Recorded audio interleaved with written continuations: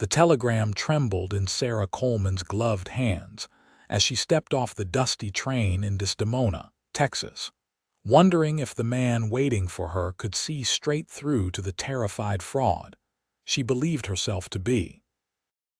It was September 1876, and the afternoon sun beat down mercilessly on the small cattle town northeast of Fort Worth. Sarah had traveled from Philadelphia, leaving behind the only life she had ever known to marry a stranger.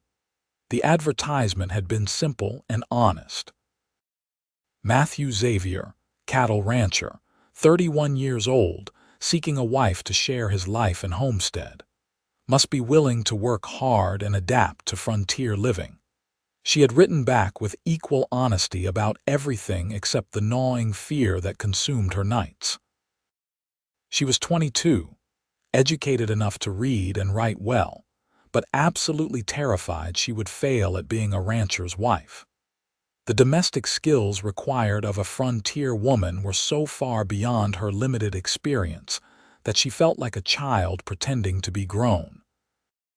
Her mother had died when Sarah was young, and her father had raised her in a boarding house run by his sister. Sarah had helped with light cleaning and serving meals, but cooking, real cooking over a hearth or an open flame, sewing more than a simple tear.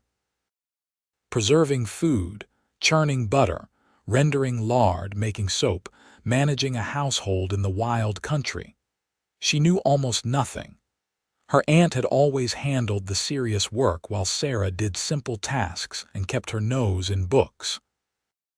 When her father died last spring, her aunt made it clear Sarah needed to find her own way. The money from selling her father's few possessions had barely covered her journey west. The platform was weathered wood that creaked under her feet.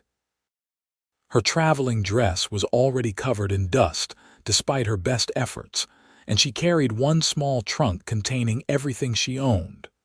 Around her, Desdemona bustled with life. Cowboys drove cattle down the wide main street. A blacksmith's hammer rang against an anvil. Women in practical calico dresses moved with purpose between the general store and other buildings. Then she saw him. Tall and broad-shouldered, with sun-darkened skin and dark brown hair that curled slightly at his collar. He held his hat in his hands, turning it nervously as his gray eyes scanned the departing passengers. When their eyes met, recognition passed between them instantly. She had sent him a photograph taken 2 years ago, and he had sent her a simple tintype that showed a serious, handsome face. Matthew Xavier walked toward her with long, confident strides, but his expression was gentle. "Miss Coleman, Mr. Xavier." Her voice came out smaller than she intended. "Matthew, please." His smile was warm and reached his eyes. "Welcome to Desdemona. I hope the journey was not too difficult." "It was long, but I am well." She tried to smile back, but her nervousness made it shaky. He picked up her trunk as though it weighed nothing. "The Reverend is expecting us at 4 o'clock if you are willing. I understand you might want time to reconsider or rest after such a journey." Sarah's heart hammered. He was giving her an out, a chance to run. But run where? Back to Philadelphia, where she had nothing and no one. "I am willing to proceed as planned." Something like relief crossed his features. "I am glad, truly glad." They walked to the small church at the edge of town. Reverend Thomas greeted them kindly, and 2 witnesses were called in from the street. The ceremony was brief and simple. Sarah's hands shook as Matthew slipped a thin gold band onto her finger. His own hands were rough with calluses but gentle in their touch. "You may kiss your bride," Reverend Thomas said with a smile. Matthew looked at Sarah, a question in his eyes. She nodded slightly, and he leaned down to press a chaste kiss to her lips. It was soft and respectful, lasting only a moment, but it sent a flutter through her stomach. Afterward, Matthew helped her into a sturdy wagon. Her trunk was loaded in the back alongside supplies he had purchased in town. As they drove out of Desdemona toward his ranch, Sarah studied the landscape. Rolling grasslands stretched in every direction, dotted with mesquite trees and oak. Cattle grazed in clusters, their red and white hides bright against the golden grass. "The ranch is about 8 miles northeast of town," Matthew said, breaking the silence. "It is not fancy, but the house is solid and the land is good. I have about 400 head of cattle right now, and 2 horses besides the ones pulling this wagon." "It sounds like you have built something good here," Sarah said quietly. "I have been working this land for 6 years now. Saved money working for other ranchers before that." He glanced at her, his expression thoughtful. "Your letters mentioned you lived in Philadelphia your whole life. This must be very different." "Yes."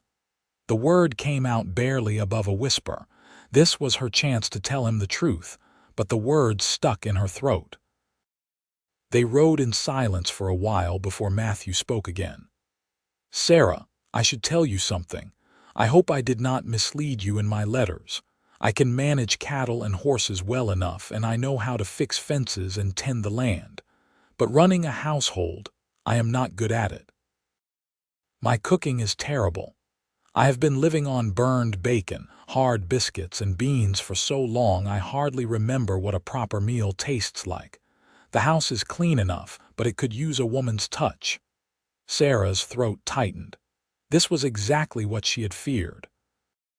He expected her to transform his rough bachelor existence into a proper home, and she had no idea how to do it. "Matthew, I need to tell you something." He looked at her with concern. "What is it?" "I am afraid." The words tumbled out. "I am afraid I will fail you. I do not know how to do most of the things a ranch wife should know. My mother died when I was small, and my aunt ran the boarding house where we lived. I helped with simple tasks, but cooking, real cooking, I am terrible at it. I can barely sew beyond mending a hem. I do not know how to preserve food or make soap or any of the 100 things you probably need a wife to do." She waited for his face to change, for disappointment or anger to appear. Instead, he pulled the wagon to a stop and turned to face her fully. "Sarah, look at me." She forced herself to meet his eyes. "I am not looking for a servant or a housekeeper I had to marry to employ. I am looking for a partner, someone to share this life with." His voice was earnest and kind. "We will learn together. Anything you do not know, we will figure out. I can probably teach you about cooking over an open fire since I have been doing it badly for years. Maybe between the 2 of us, we can work out how to do it well. As for the rest, we will learn as we go. But what if I am truly hopeless at it? What if I ruin everything I touch?" The fear she had been carrying for months finally had voice. "Then we will have some ruined dinners, and I will not complain because I have been eating ruined food of my own making anyway." He smiled, and it was such a genuine, warm expression that something in Sarah's chest loosened. "Listen, I am going to tell you a secret. Last month I tried to fix a tear in my only good shirt. I somehow managed to sew the sleeve to the body of the shirt in such a way that I could not get my arm through. I had to cut it apart, and the shirt was ruined." Despite her anxiety, Sarah felt a laugh bubble up. "Truly, truly, I am not joking. It was a disaster." He reached out and gently took her hand. "We are both learning how to do this. I have never been married before. I have never had to consider another person in my daily life. I will probably make mistakes. You will probably make mistakes, but we will make them together and figure it out together. Does that sound fair?" Tears pricked at Sarah's eyes, but they were tears of relief. "You are not disappointed. Sarah, you just traveled over 1,000 miles to marry a stranger and start a new life in a place completely foreign to you. That takes more courage than I can imagine. I am the opposite of disappointed." The tightness in her chest eased further. She squeezed his hand. "Thank you for understanding. We are partners now. We face things together." He smiled again and then urged the horses forward. As they continued toward the ranch, Sarah felt the first genuine stirring of hope. Maybe this could work. Maybe she had not made a terrible mistake. The ranch house came into view as they crested a small rise. It was a simple structure, wood frame with a covered porch, but it looked solid and well-maintained. A barn stood nearby, and a corral held several horses. The land around it rolled gently, and a creek glinted in the late afternoon sun about 100 yards from the house.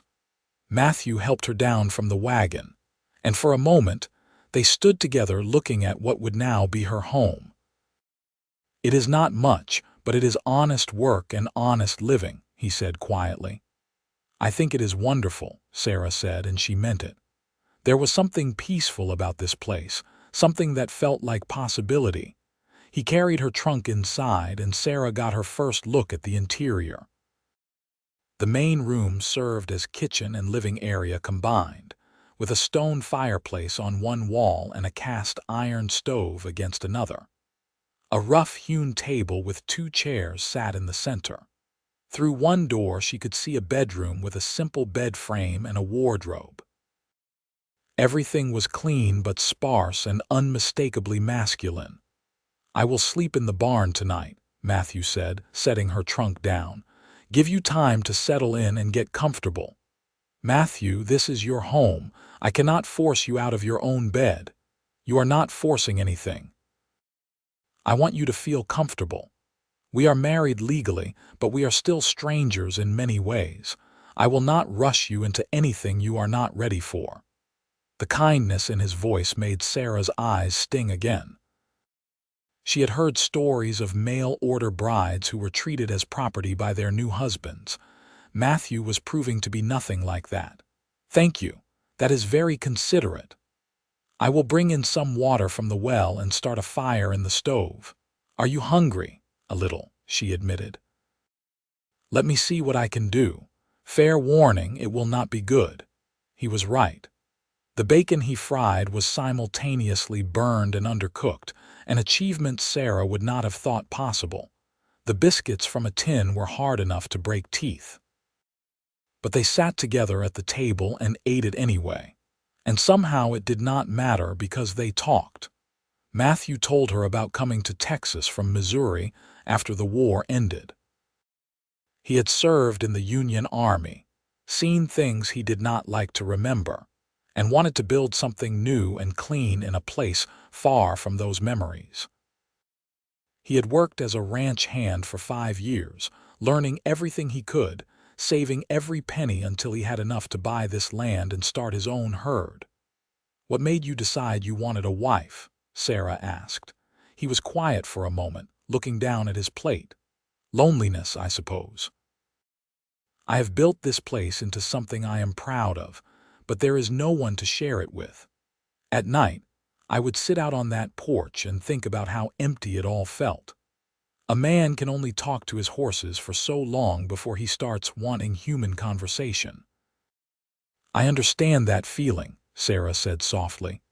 "After my father died, I felt so alone even though I was surrounded by people at the boarding house. They were my aunt's family and friends, not mine." "Do you miss Philadelphia?" She considered the question honestly. "I miss my father.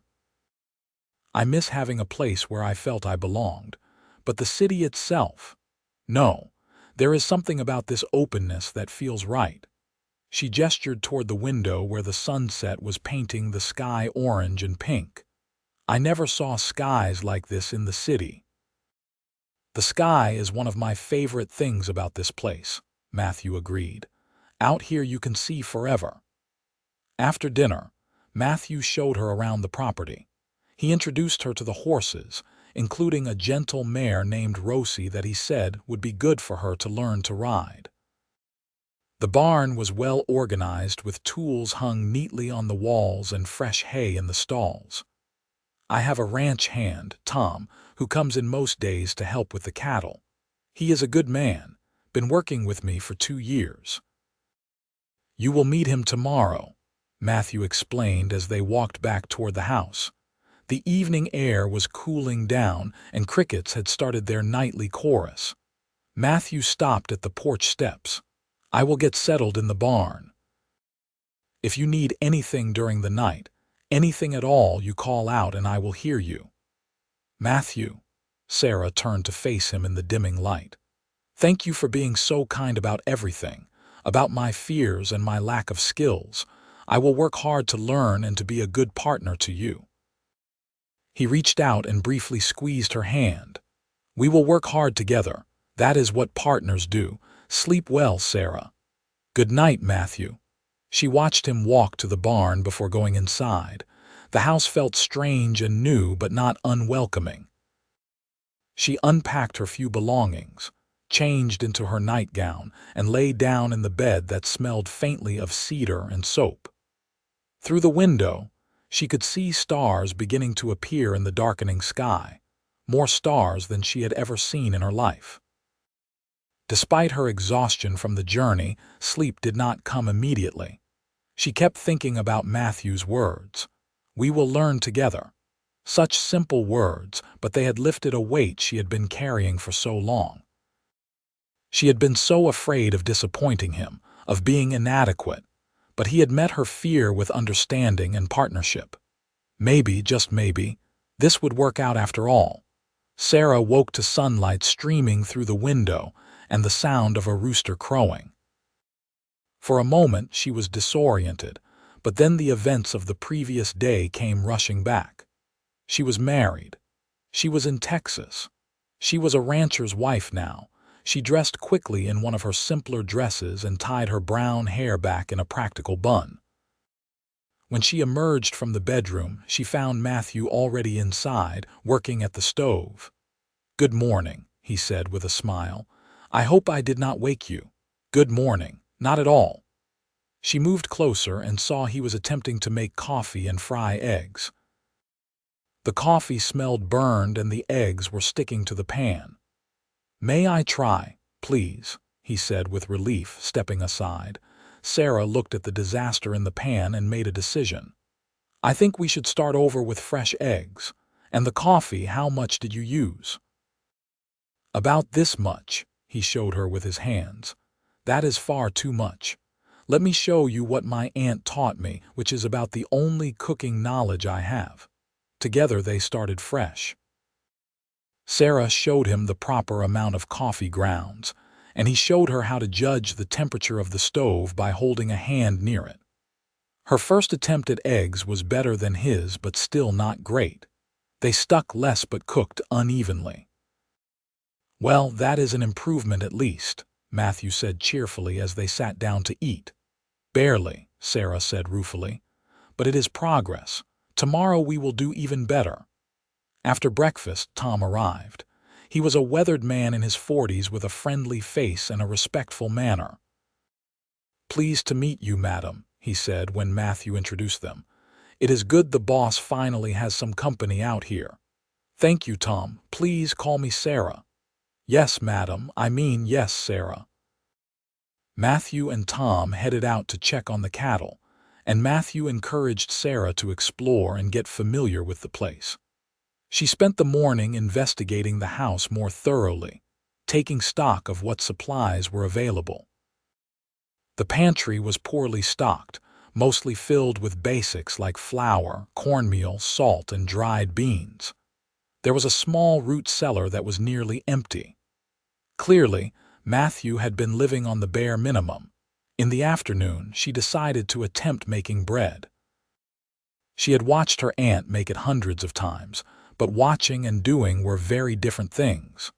Her first attempt at kneading the dough was clumsy, and she was not sure if she had added enough water. When she finally got the loaves into the oven part of the stove, she watched them anxiously. Matthew came in as she was pulling them out. They were lopsided and one was burned on the bottom, but they were recognizably bread. "You made bread," he said with genuine delight. "Barely. Look at them, they are terrible. They are beautiful. Here, let me try one." He broke off a piece of the less burned loaf and tasted it. "Sarah, this is the best bread I have had in months." "You are just being kind. I am being honest. Is it perfect? No. But it is real bread that you made yourself on your first try. That is impressive." His enthusiasm was infectious, and Sarah found herself smiling. "Well, I suppose it is edible. It is more than edible. Tom, come try this," Matthew called out the door. Tom came in and dutifully tried the bread. "Madam, this is fine bread. Maybe a little practice, and you will be the best baker in the county." Over the following days, Sarah and Matthew fell into a rhythm. Each morning they would make breakfast together, sharing the tasks and learning from each other's mistakes. Matthew taught her about the stove, about managing heat and timing. Sarah shared what little knowledge she had about measurements and ingredients. He showed her around the ranch, teaching her the names of his cattle and how to spot when an animal was sick or injured.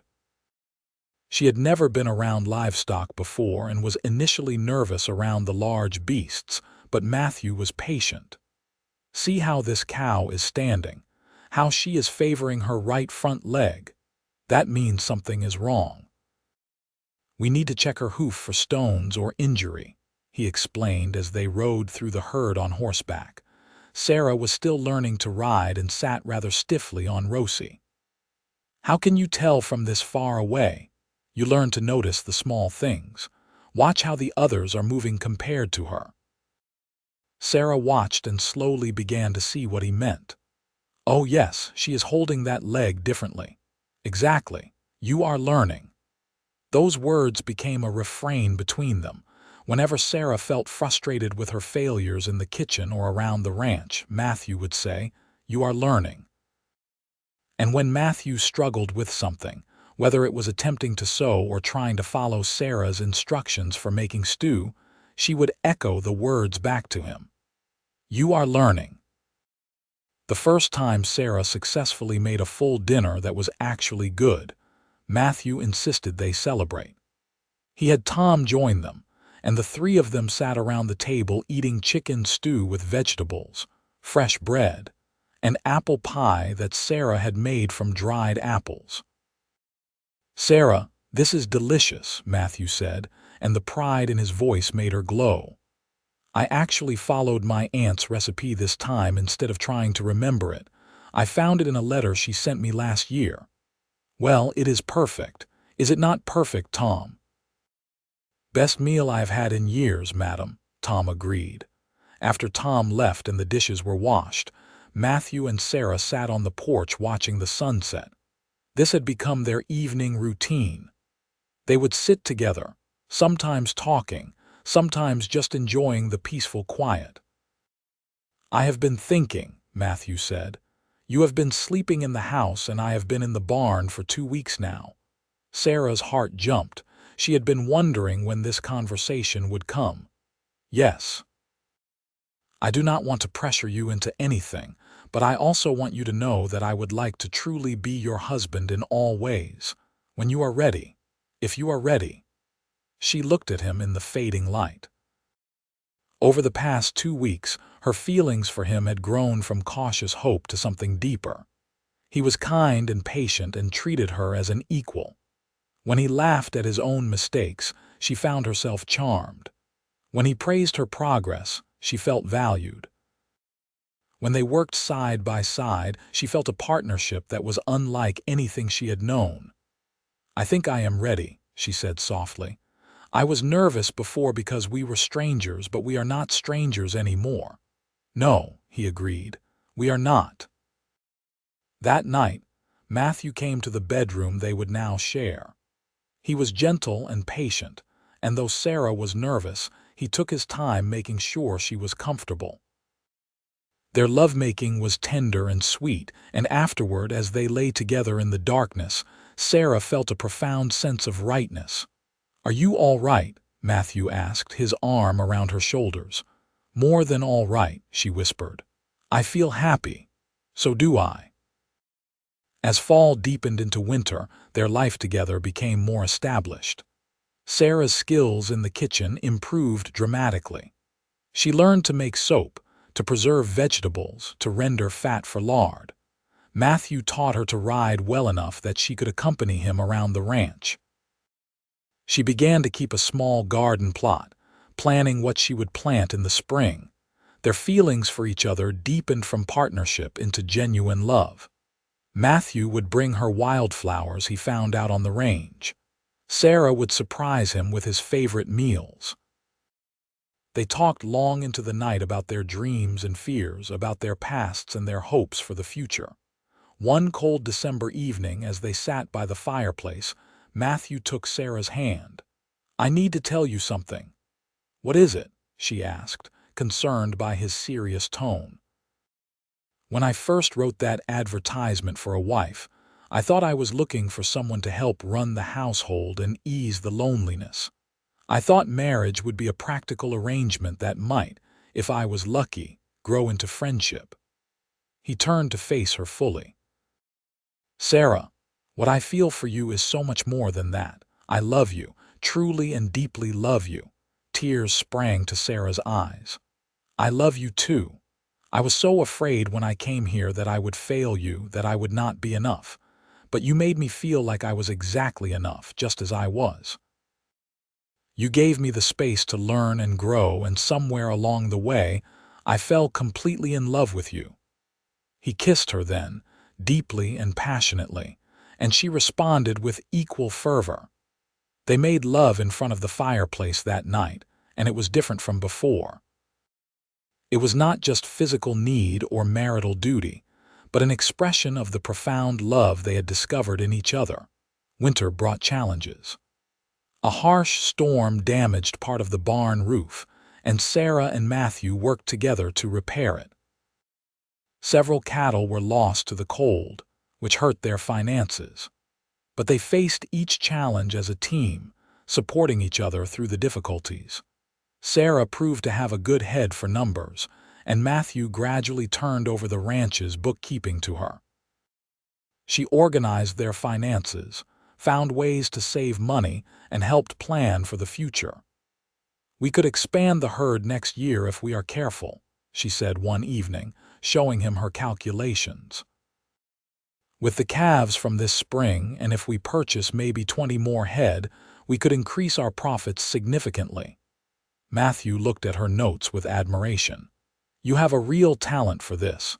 I was never good at the business side of ranching. We each have our strengths.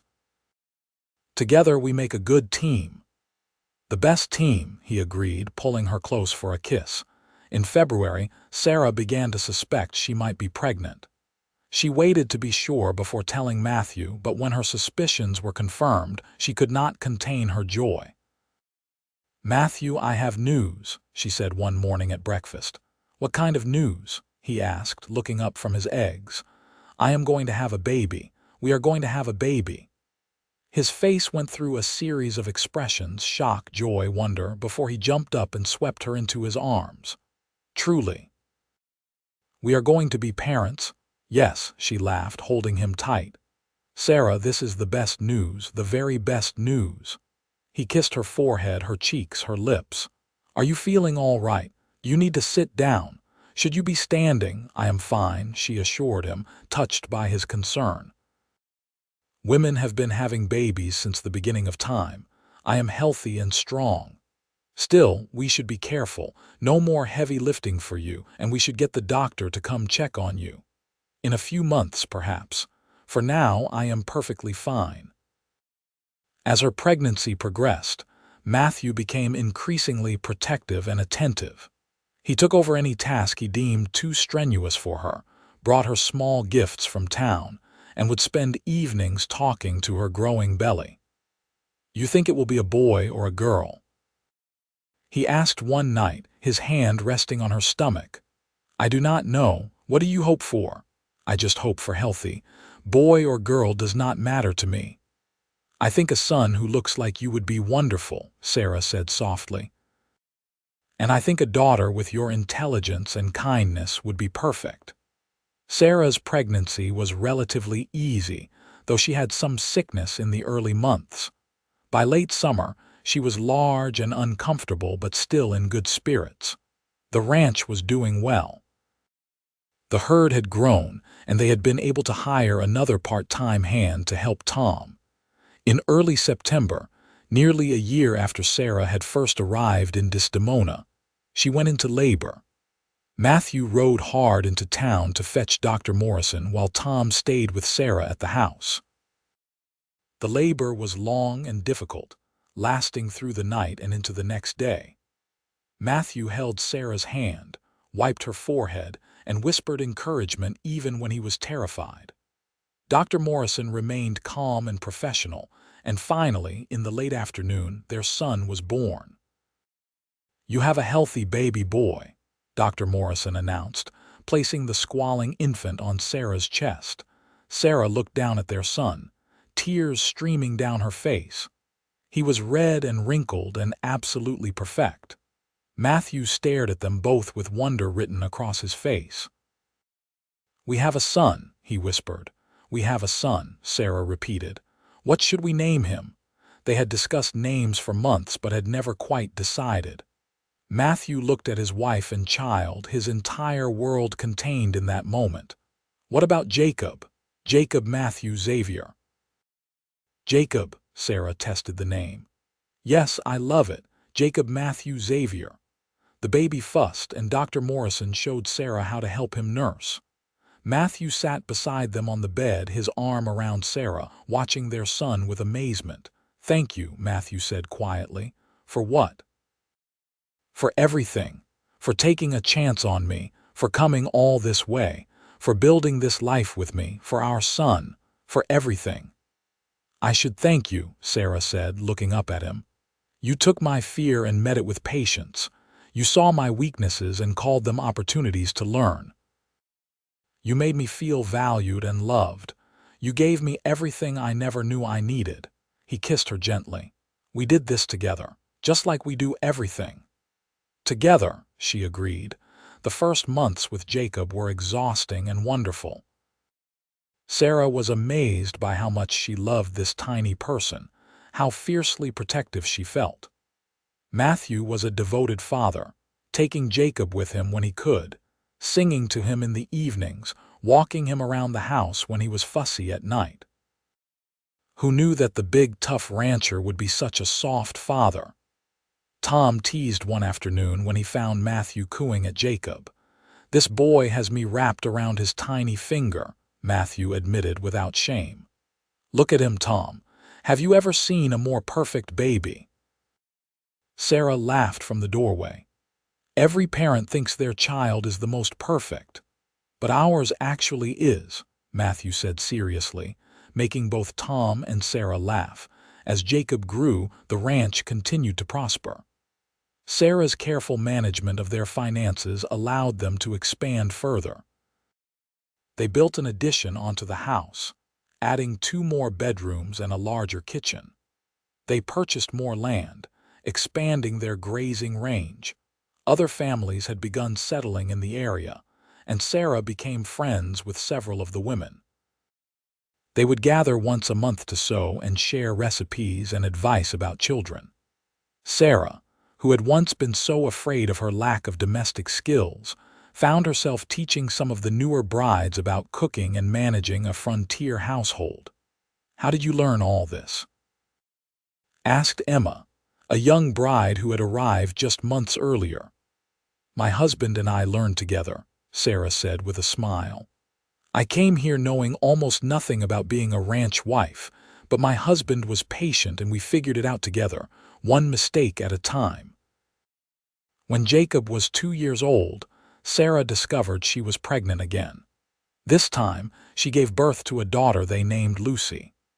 Matthew was just as devoted to his daughter as his son, and Jacob was fascinated by his baby sister. The years passed in a blend of hard work, joy, and deep love. There were challenges, drought years that tested them, illnesses that frightened them, and the normal struggles of raising children and running a ranch. But through it all, Sarah and Matthew faced everything together. They would still sit on the porch in the evenings, now watching their children play in the yard while they held hands and talked about their day.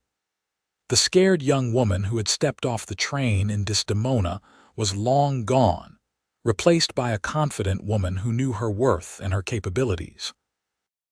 The lonely rancher had become a devoted husband and father whose house was filled with love and laughter. "Do you ever regret it?" Matthew asked one evening. "Leaving Philadelphia, marrying a stranger?" Sarah looked at him with love.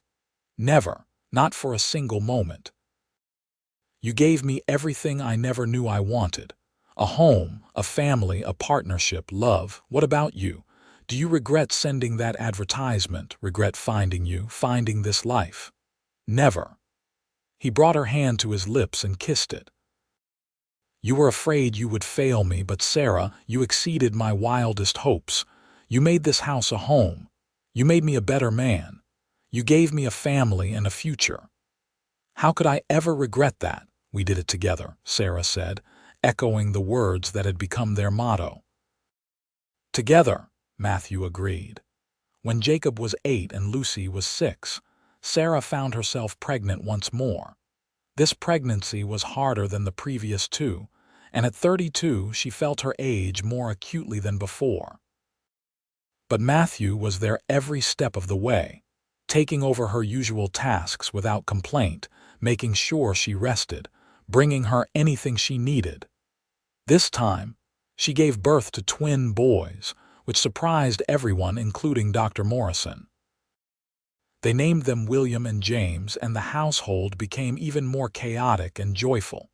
"4 children," Matthew said one night, looking at their sleeping twins. "We have 4 children. Are you overwhelmed?" Sarah asked with amusement. "Overwhelmed with love, yes." "Sarah, look at what we have built. Not just the ranch, though that is doing well, but this family, these children, this life. When I wrote that advertisement 10 years ago, I could not have imagined any of this." "Neither could I," Sarah admitted. "I was so scared. I thought I would fail at everything, but you taught me that failure is just part of learning." "We taught each other," Matthew corrected. "I was not perfect either. Remember when I tried to make that apple pie and used salt instead of sugar?"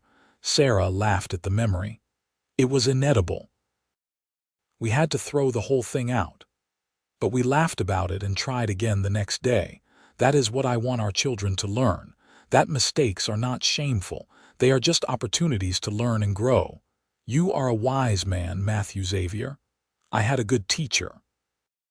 He kissed her softly. "Thank you for taking a chance on me all those years ago. Thank you for meeting my fear with patience and love." As their children grew, Sarah and Matthew taught them the lessons they had learned together. That hard work was valuable, but so was kindness. That mistakes were opportunities to learn. That partnership meant facing challenges together. That love was both a feeling and a choice you made every day. Jacob grew tall and strong like his father, with a natural talent for working with horses. Lucy was sharp and clever, good with numbers like her mother. The twins were wild and adventurous, keeping their parents constantly on their toes. The ranch continued to expand and prosper. By the time Jacob was 15, they had over 1,000 head of cattle and employed several full-time ranch hands. Matthew had built a reputation as a fair employer and an honest rancher. Sarah was respected in the community for her intelligence and her generosity in helping new families settling in the area.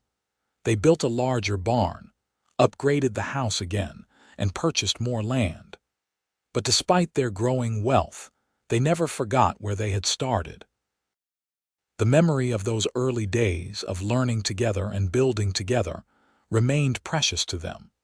On their 20th anniversary, Matthew took Sarah into town for a rare dinner at the hotel restaurant.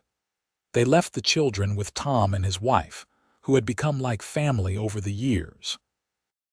20 years, Matthew said, raising his glass to her. 20 years since you stepped off that train looking terrified." "I was terrified," Sarah admitted. "I thought I was going to fail you within a week. Instead, you gave me the best 20 years of my life." "We gave each other the best 20 years," Sarah corrected. Matthew, I could not have done any of this without you. You believed in me when I did not believe in myself. You gave me the space to learn and grow. You loved me when I was still learning to love myself. Sarah Coleman Xavier, you are the strongest, smartest, most capable woman I have ever known. But more than that, you are kind and loving and the best partner I could have ever hoped for. He reached across the table and took her hand. I love you more today than I did the day we married, and I will love you more tomorrow than I do today. Tears filled Sarah's eyes. I love you too, so very much. That night, as they drove home under a sky full of stars, Sarah reflected on the journey that had brought her here. She had been so afraid that she was not enough, that she would fail, that she would disappoint this stranger she had agreed to marry. But Matthew had met every fear with understanding, every failure with encouragement, and every success with genuine joy. He had taught her that learning was not shameful, that mistakes were part of growth, and that together they could overcome anything. She had taught him to open his heart, to trust, to build a family. They had taught each other what true partnership looked like. The years continued to pass, bringing both joys and sorrows. They lost Tom to old age when Sarah was 40, and she wept as though she had lost family because he had become family. They celebrated as Jacob married a sweet girl from a neighboring ranch and started his own family. Lucy went to Teachers College in Dallas, one of the first women from Desdemona to do so, and Sarah and Matthew were proud beyond measure. The twins eventually took over the day-to-day running of the ranch, allowing Matthew and Sarah to slow down a bit. Through it all, they remained each other's constant. They still sat on the porch in the evenings, now with gray in their hair and lines on their faces, holding hands and watching the sunset. They still worked together, now on planning for the future of the ranch and the family. They still learned together, now discovering what it meant to grow old side by side. On a warm spring evening when Sarah was 52 and Matthew was 61, they sat on their porch surrounded by their grandchildren. Jacob and his wife had 3 children, and they were visiting for the week. Lucy was there too, taking a break from her teaching position. The twins and their families lived on the expanded ranch property, so their children were constant visitors. "Tell us the story again, Grandma," begged little Sarah, Jacob's eldest daughter who had been named after her grandmother. "Which story, sweetheart?" Sarah asked, though she knew exactly which one the child meant. "The story of how you and Grandpa met, how you came on the train and were scared." Sarah looked at Matthew, who smiled and nodded. They had told this story many times, but it never got old. "Well," Sarah began, "it was September of 1876, and I was on a train to a place I had never been to meet a man I had never met. I was very scared because I did not know how to do many of the things I thought a ranch wife should know." "But Grandpa did not care, right?" young Sarah prompted. "Grandpa was very kind. He told me something very important." "What did I tell her, Matthew?" Matthew picked up the story. "I told her we would learn together, that we would make mistakes and figure things out together, and that is exactly what we did." "And you burned everything you tried to cook at first, right, Grandma?" asked one of the twin sons with glee. "Yes, I certainly did. The bread was lopsided, the bacon was burned, the biscuits could break teeth. But your grandfather never complained. He said we were learning." "And Grandpa could not sew at all," Jacob added. "He had heard these stories his whole life." "That is true. I once sewed my own shirt sleeve shut," Matthew said, making the children giggle. "But the important thing," Sarah said, looking around at all these faces that had come from the love she and Matthew had built, "is that we learned together. We were patient with each other. We helped each other. And we built something wonderful because we did it together." "That is what family is," Lucy added. "Working together, learning together, loving each other." "Exactly," Matthew said, squeezing Sarah's hand. As the evening wore on and the children were called inside for bed, Sarah and Matthew remained on the porch. This had been their spot for over 30 years now, the place where they had shared their dreams and fears, their hopes and worries, their love and their lives. "What are you thinking about?" Matthew asked. "About how far we have come. About that scared girl on the train platform and the lonely rancher waiting for her. About all the years in between. Regrets? Not a single one. You, only that I did not find you sooner." He brought her hand to his lips. "But we have had a good life, Sarah, a very good life. The best life. All because you met my fear with kindness, because you said we would learn together. And we did. We learned to cook and to manage a ranch. We learned to be partners and parents. We learned what love really means. We are still learning." Sarah leaned her head on his shoulder, and they sat in comfortable silence, watching the stars emerge one by one.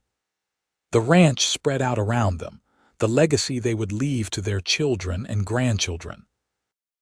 But more than the land or the cattle or the buildings, they would leave a legacy of partnership, of kindness, of facing challenges together with love. "Thank you," Sarah whispered. "For what?" "For meeting me that day. For being patient with me, for loving me, for everything. Thank you for stepping off that train, for taking a chance, for building this life with me, for being the best partner I could have ever hoped for."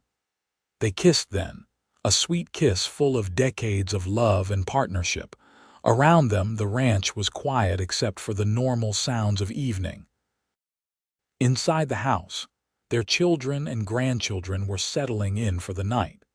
Above them, the Texas sky was filling with stars, the same stars that had witnessed their first nervous conversations and their deepening love. Sarah thought back to that terrified young woman who had arrived in Desdemona so many years ago, convinced she would fail.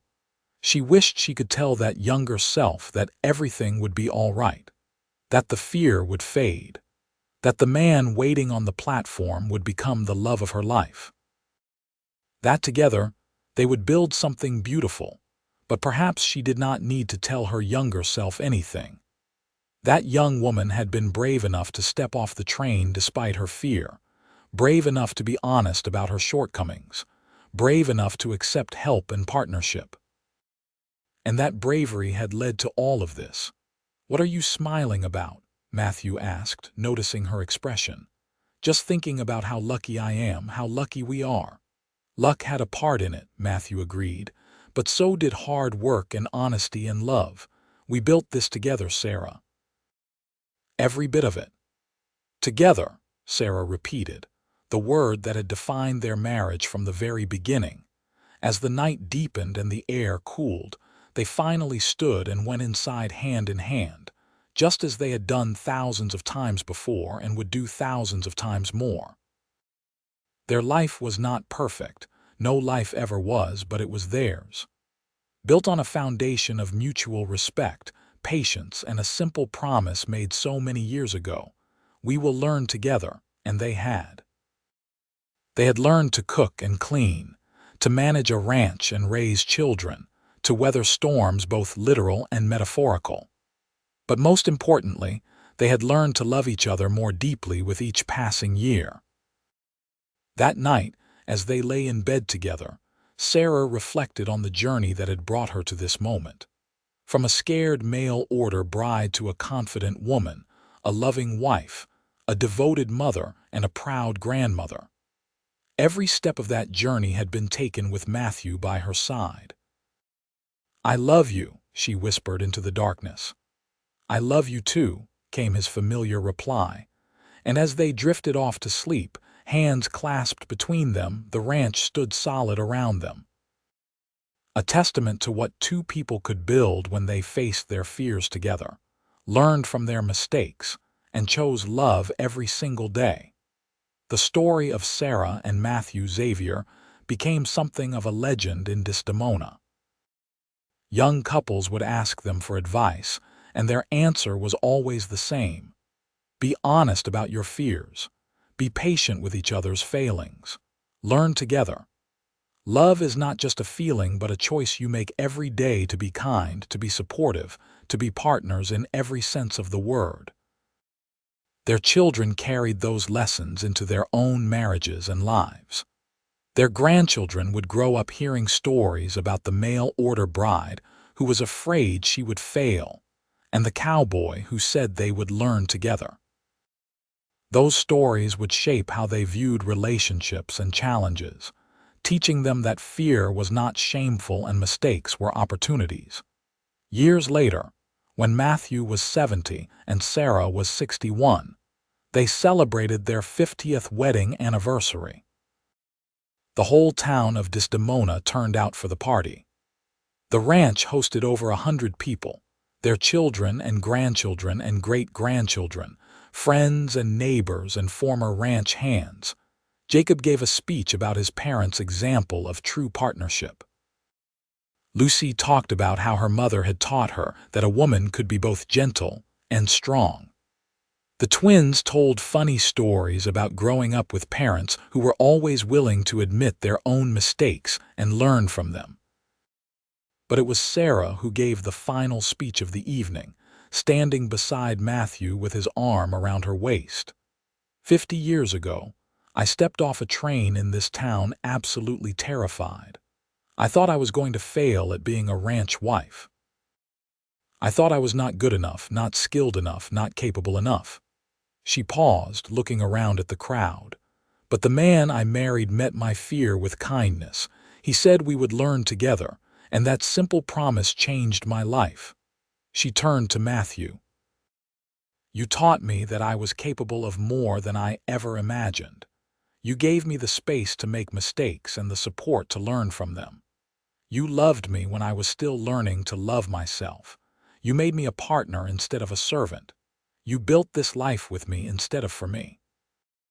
Tears were streaming down many faces in the crowd. I know people think of our story as romantic, and it is. But it is also a story about patience and partnership, about meeting fear with understanding, about choosing to work together instead of against each other. That is what has carried us through 50 years. Not just love, though we have that in abundance, but the daily choice to be partners, to learn together, to face challenges together, to build together. Matthew pulled her closer and kissed her forehead. I am the lucky one, he said loud enough for everyone to hear.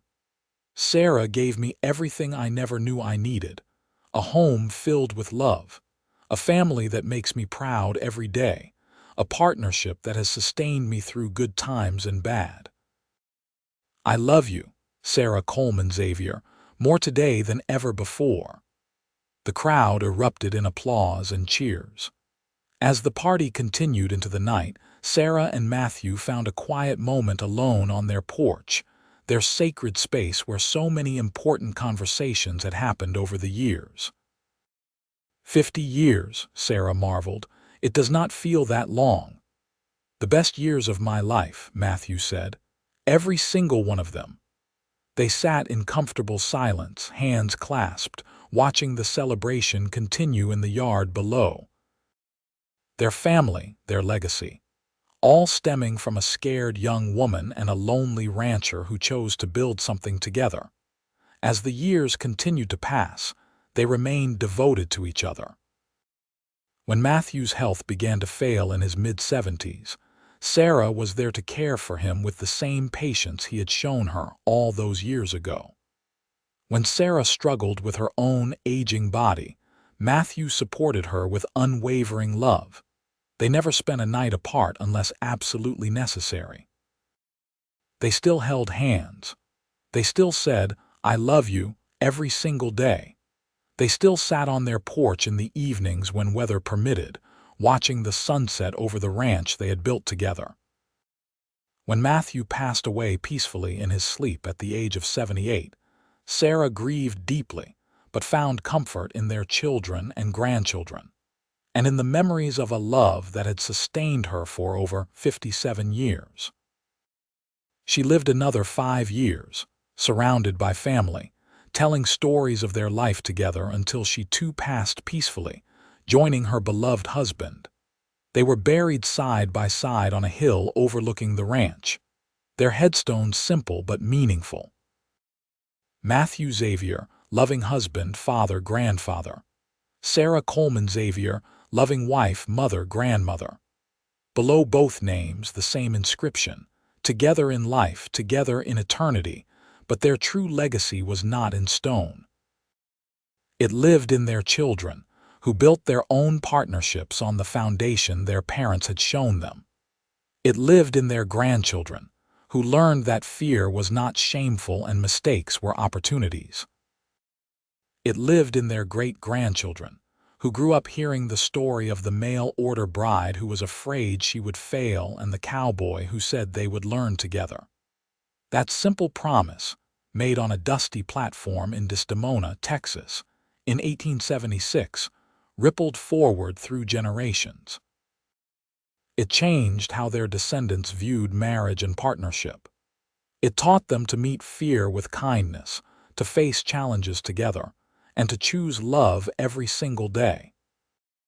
The ranch remained in the family for generations, each new owner adding their own touches but maintaining the core values Sarah and Matthew had established: hard work, honesty, partnership, love. And on quiet evenings, when the work was done and the sun was setting over the Texas grasslands, family members would sometimes sit on the old porch, the same porch where Sarah and Matthew had spent so many evenings, and they would remember. They would remember the story of two people who met as strangers, united by fear and hope in equal measure, and built a love that transcended time. The story of Sarah and Matthew became more than just family history. It became a testament to what was possible when two people chose partnership over perfection, when they met each other's weaknesses with strength, and when they remembered that love was both a feeling to cherish and a choice to make every single day. We will learn together. 4 simple words that had started as a promise between two scared people and became a legacy that would endure for generations. 4 words that proved fear did not have to be a barrier, but could be a beginning. 4 words that showed the true meaning of partnership. In the end, Sarah had not failed Matthew. Matthew had not failed Sarah. Together, they had built something beautiful and enduring. A love story that began with fear and grew into something magnificent. A partnership that weathered every storm. A family that carried their values forward into the future. And somewhere, perhaps, in whatever comes after this life, Sarah and Matthew were together still, holding hands and watching over the family they created, the legacy they built, and the love that would never truly die because it lived on in every descendant who chose to learn together, to face challenges together, and to love with the same devotion they had shown each other for 57 beautiful years.